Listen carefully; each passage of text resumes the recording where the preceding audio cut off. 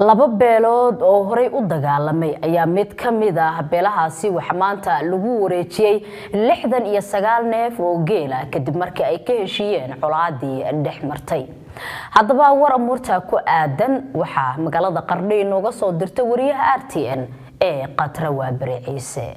geelaan ila kala wareegeen labadan beelood oo walaalaha wadana dega gobolka Karkaar ee magaalada Qardho ayaa ahaa 69 neef oo geel ah waxaana lagu wareejiyay mid ka mid ah beelahaas iyadoo ay ka heshiiyeen colaadii horay u dhexmartay labadan beelood taasoo ahayd mid muddo badan soo jiitamaysay sida ay sheegeen ay isku afkarteen in laga gudbo colaadii hore u dhaxaysay labada tanbeelood goobta labada beelood kula kala wareegayaan geelaan 69 neef ayna la wareegay mid ka mid ah beelahaas ayaa waxa goobjoog ka ahaa maamulka heer gobol heer degmo xildhibaano ka tirsan dawladda Puntland nabadoono iyo waxgarad kale ugu horeyntii ayaa waxa ka hadlay duqa degmada Qardho Cabdi Saciid Cismaan Dheere iyo qaar ka mid ah nabadoonada ka kala socday labada beelood geela halka jooga oo magta ah oo runtii muddo laga soo shaqeynayay oo ay isku lahaayeen labada reer oo walaalaha ah ama labada qoys oo walaalaha oo isku beesha ah oo reerka Batroble ay geela keentay bayaquna ay la wareegtay waxaan maanta marxad ka nahay halkan waxaan ku la isugu yimi geela idin muuqda maamul ahaan iyo shacab ahaanba dadka geelaasu wuxuu ka soo wareegay beesha Batroble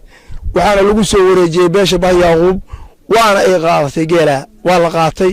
dadkaani dad wada dhashay oo laba beelood ma kala ahay waa dad isku wada beel ah isku wada guriya isu wada hoos ah ehel wada ah insha Allah igeeday arrimaha haatan socda iyo siday u socdaan nabad kaamil weeye geelaas bahdaya baan u keenay daraad mid baan ka qaadanay 33 neef maantana 69 neef baan u keenay si sharaf leh inooga gudoomeen annana daraad aan uga gudoonay wixii suuqa ay hareen dhaqsan u jecelnahay hadii Allah idmo waa wax gabagaba ah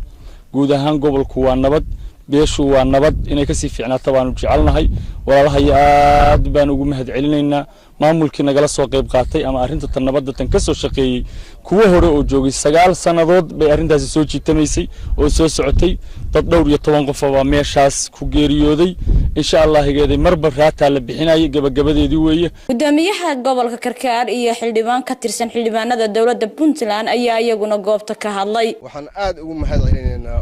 mar labaad iyo mar saddexaad odayaashii iyo waxgaradkii iyo aqoon-yahanadii ka soo shaqeeyay oo labada beelood ahaa oo waqti badan iyo juhdi badan iyo maskax badan ku bixiyay ilaahay waxaan leenahay ajar ha ka siiyo miisaanka xasanaadkan Allah ugu daro kala wareejinta geela 69 ah oo labada qoys oo dhibaatadu dhex taagnayd muddada dheer ee 9 sano ah ay maanta ku kala wareegsanayaan magtii ugu dambeysay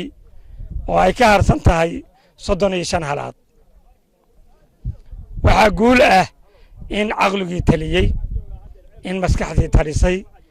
in dadka xigmadii ku soo noqotay oo la dareemay nabaddu inay ka qaalisan tahay tafaraaruqa Qatra Waabari Ciise RTN TV magaalada Qardho.